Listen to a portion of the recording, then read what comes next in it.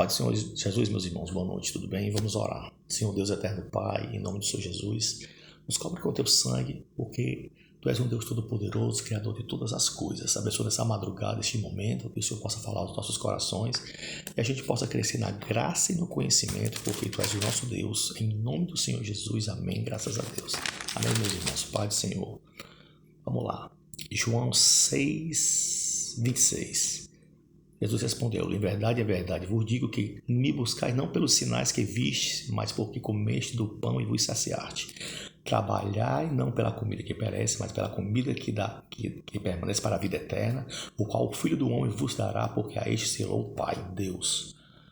Então, quer dizer, Jesus, ele está falando assim: o negócio é o seguinte, vocês estão atrás de mim, porque eu posso alimentar vocês fisicamente, o organismo de vocês não estão buscando para a motivação correta, tá certo? O que é que acontece? Existe hoje em dia uma situação nas igrejas que existe uma disputa, uma acusação, uma briga. Felizmente é triste falar isso, mas é o que a gente vê. Então, os tradicionais metem o sarrafo nos pentecostal por causa das campanhas. Aí os pentecostal metem o sarrafo nos tradicional porque eles comercializam livros, comercializando a fé e a palavra de Deus.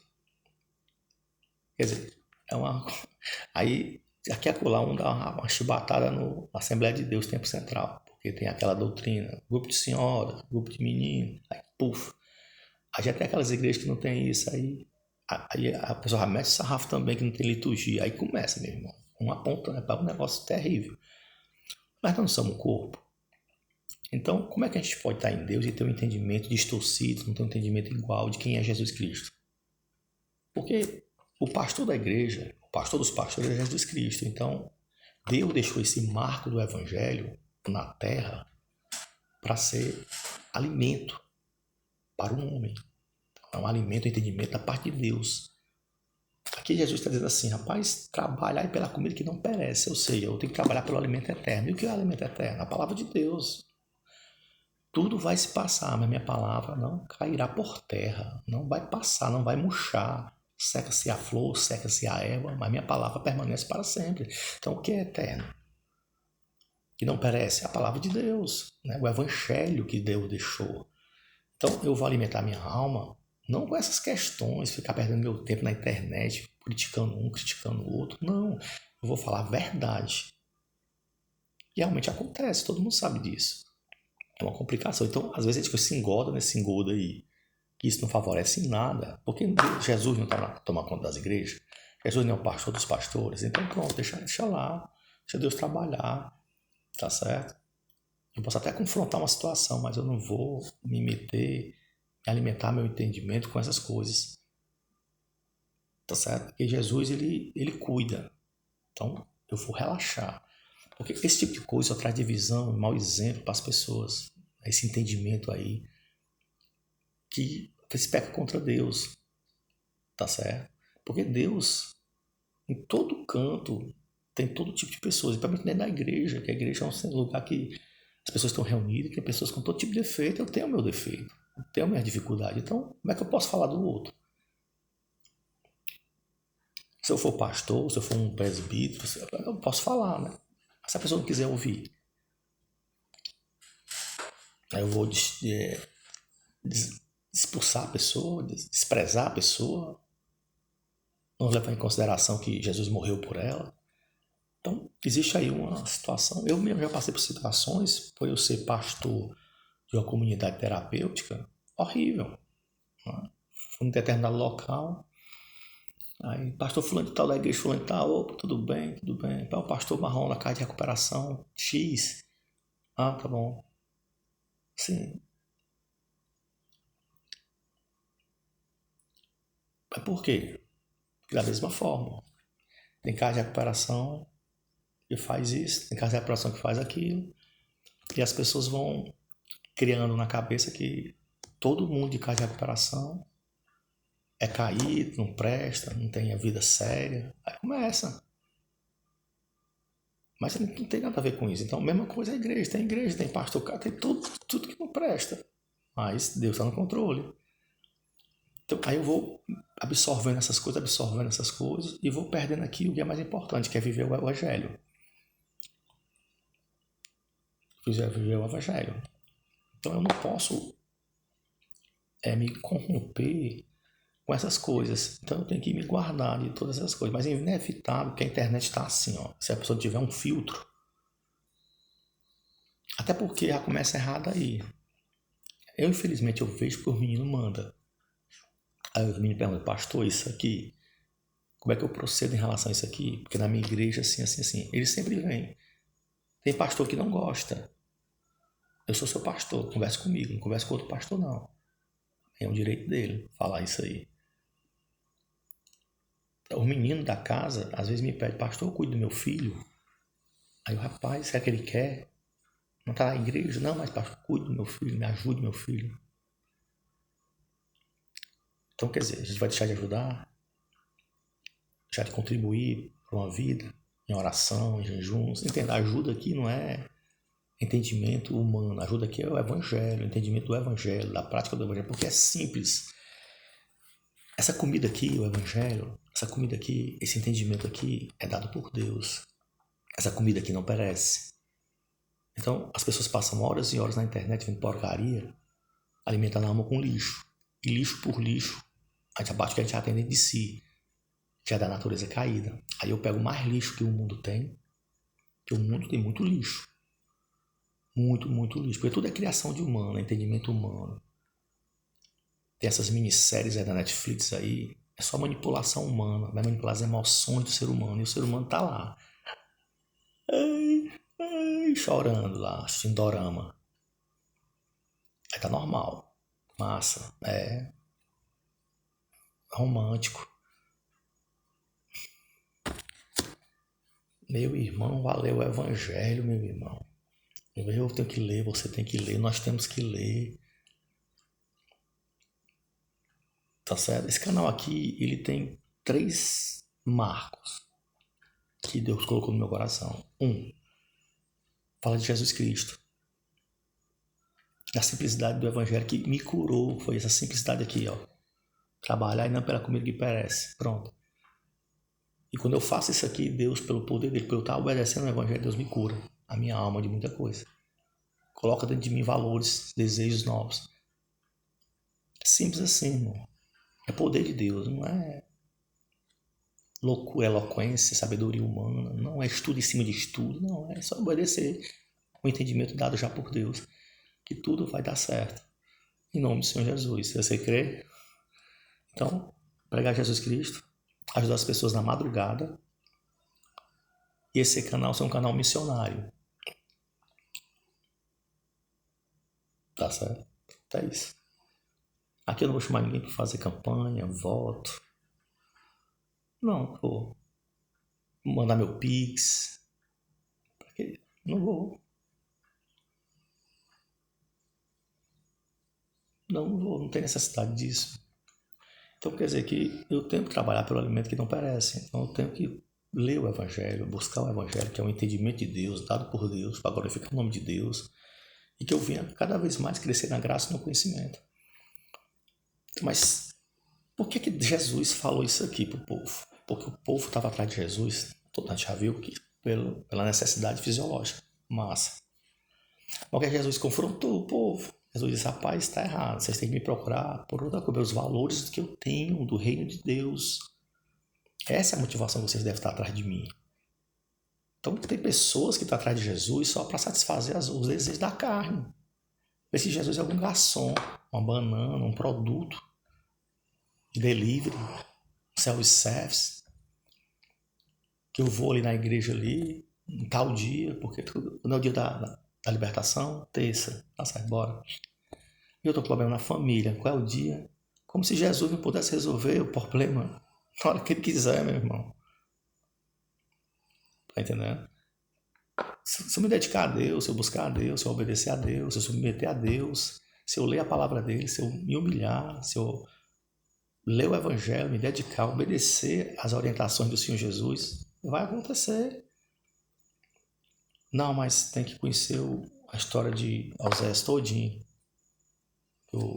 O reverendo escreveu lá, jogou a teologia em cima, um comentário, cobra R$ 27. Aí ele tem 100 mil seguidores, 1.000 compra, tá 270 mil, e bota no bolsinho dele. Massa. Rapaz, o negócio tá pesado o negócio. Então o povo se engordando mais com mais entendimento, e esquecendo a simplicidade do evangelho. Foi o que me curou, o que me tirou da drogadição, do meio da rua, da loucura.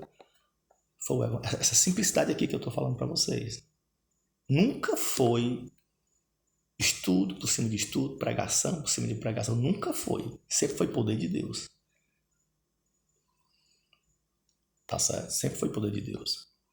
Aí o menino me pergunta, pastor, eu tenho aqui um livrinho pequeno, pão diário. Isso é válido? Eu disse, rapaz, Não cabe preguiçoso para buscar a revelação de Deus. É válido. Mas quando o homem está na brecha, que ele se dedica a Deus, que ele ora a Deus, que ele vai ler a Bíblia na unção de Deus, do Espírito Santo, Deus fala. Então, revelação é diretamente, esse entendimento vem diretamente de Deus, não é de um homem aí que está falando aí, que às vezes é um pastor gente fina, muito bom, ungido. Mas vai ser ele falando para mim, né? Porque o que ele fala para mim, eu até entendo. Mas quando Deus fala para mim, gera vida. É diferente. Então, eu preciso buscar esse alimento que não perece. Por quê? Porque vai me gerar vida. Vida aqui na terra, aqui, e vida eterna. Eu vou ter vida aqui, ó. Tá certo? A prostituição não vai dominar a soberba, a arrogância, a altivez, a vaidade exacerbada, a loucura de Deus. Porque Deus só Deus mesmo com essa loucura, só Deus. Então, tudo isso vai cair por terra, tudo isso vai ser controlado. Então, quer dizer, eu tenho que ter essa visão aqui de buscar o alimento eterno. O Evangelho é um marco fincado na terra que Deus deixou através da vida do Senhor Jesus há 2000 anos atrás. É entendimento de Deus, é vida. Então, aí ele disse, pastor, mas é porque na igreja aqui o pastor quer que a gente use. Eu disse, meu querido, pode usar, mas não esqueça de buscar de Deus, não. Como os meninos falam, a rema, né? A revelação da palavra, entendimento, que o mais importante é o viver isso aqui, ter vivência disso aqui. Não é só conhecer, é ter vivência. Então quer dizer, eles, amém, pastor. Então quer dizer, algumas pessoas podem me criticar se eu estou falando isso aqui, mas eu não estou falando contra mal de ninguém, eu estou falando uma coisa que eu vivi. Que Deus tem para todo mundo. Eu não sou melhor do que ninguém. E nem os outros são melhor do que eu. Por exemplo, assim, mais ou menos assim, por exemplo. Eu não me sinto inferior a nenhum pastor grande. Também não me sinto melhor. Porque o Espírito Santo está em mim. Então, se o Espírito Santo está em mim, como é que eu posso ser menor? Sou igual. Mas eu conheço pessoas que ficam se diminuindo mediante essas situações. Então, você não pode. Você tem que ter não por soberba nem por arrogância, mas porque você tem Deus na sua vida. Você tem que andar em novidade de vida. Não pode ficar aí com a cabeça baixa aí, querendo ter inveja ou cobiçar aquilo que talvez você não tenha no momento. Quantas pessoas têm ministério grande? Quantos pastores têm ministério grande? Eu, por exemplo, sou pastor, mas meu ministério é grande, mas as ovelhas são poucas. Não é 5 mil, 3 mil, 10 mil, 15 mil. Não é. É pouquinho ali. É 30, 25. Aí sai aquela turma, vem outra turma, 30, 25, 20, 40, 35. Fica assim, oscilando. Pouca ovelhinha. É por isso vou ficar me diminuindo, a minha mente doentia vai ficar me diminuindo, dizendo que não posso ser assim. Então, quando eu olho para um pastor, para um homem de Deus, eu não sinto inveja nem porque ele está pregando ali para 5 mil, 6 mil, 7 mil pessoas, não. Eu creio que vejo ali um homem que foi escolhido para aquele ministério, que Deus está abençoando ele, e que se eu me posicionar, Deus vai me ungir em qualquer canto que eu estiver, para 1, para 10, para 5, para 3, Deus vai me usar de qualquer forma e vai usar você também. Dentro do seu trabalho, na faculdade, no colégio, no meio da rua, dentro de casa. Se você posicionar em nome do Senhor Jesus. Então, para isso eu tenho que buscar o alimento eterno. como Jesus está falando aqui, o povo. Então nós vemos aqui, ó, o que é que acontece. Esse exemplo aqui aconteceu com Esaú.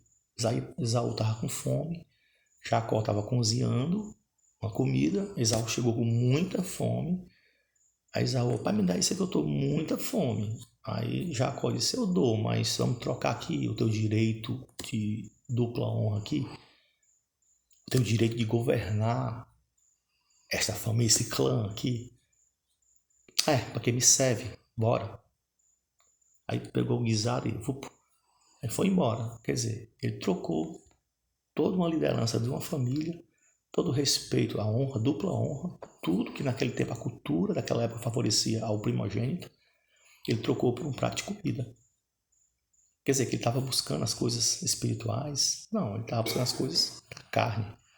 Então é isso, irmãos, a gente tem que ter muito cuidado, porque é muito complicado essa situação. Mas tem uma coisa que eu vou falar para vocês, o que Jesus falou em... Onde é que está? João 4:33. Então os discípulos diziam uns aos outros, alguém porventura trouxe algo de comer? Jesus disse, minha comida é fazer a vontade daquele que me enviou e realizar suas obras. Então, as necessidades básicas de Jesus colocava em segundo plano. Em primeiro plano, agradar a Deus e pregar o evangelho, curar enfermo, dar lugar. Nós também temos que ser assim. Nós temos que botar tudo em segundo plano. Primeiro plano, Deus, o evangelho, nosso Senhor e Salvador, nosso Mestre, Jesus Cristo. Porque nele há a cura da alma. Nele há um entendimento da palavra. Ele é a própria palavra. Ele vive a palavra. Ele agrada a Deus. E nós vamos agradar a Deus também. Porque de hoje em diante, nós vamos ter essa motivação aqui. Aqui no capítulo 4, nós vemos o capítulo 6. Quer dizer que Jesus já tinha mostrado aos discípulos, para que os discípulos pudessem pregar isso também para o povo, ensinar o povo que é a motivação correta. Mas o povo, no capítulo 6, ainda não tinha entendido essa argumentação do Senhor Jesus. Com certeza o Senhor Jesus pregou isso aqui, essa motivação aqui. Porque é muito importante essa motivação aqui. Qual o entendimento que o Senhor Jesus tinha? Qual era a sede e fome que Jesus tinha? Era de justiça, mas não a justiça dele, mas a justiça de Deus. Então é isso, meus irmãos, a paz do Senhor Jesus. Boa noite, vamos orar repreendendo aqui as enfermidades e as perturbações mentais, tá bom? Senhor Deus, eterno Pai, em nome do Senhor Jesus, te entrego nossas vidas nas tuas mãos para que o Senhor possa nos abençoar através da tua palavra, da unção, do poder que há na palavra, que liberta o ser humano de tudo do mundo, de si mesmo. Coloca o homem debaixo da tua mão para te obedecer e te honrar. Senhor Jesus, eu te peço, pela tua infinita misericórdia, que tu tem virtude no Senhor.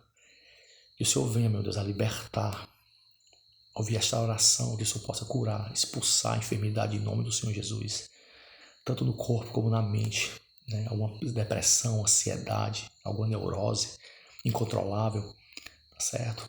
As obras da carne sejam amarradas debaixo dos nossos pés, nos dá domínio próprio para viver essa situação, Senhor Jesus, para a gente poder glorificar o teu nome e não se perder.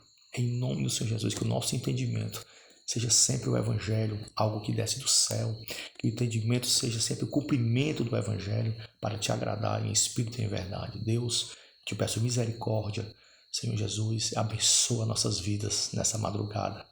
Em nome do nosso Senhor Jesus, amém. Graças a Deus. Pai do Senhor, meus irmãos, boa noite.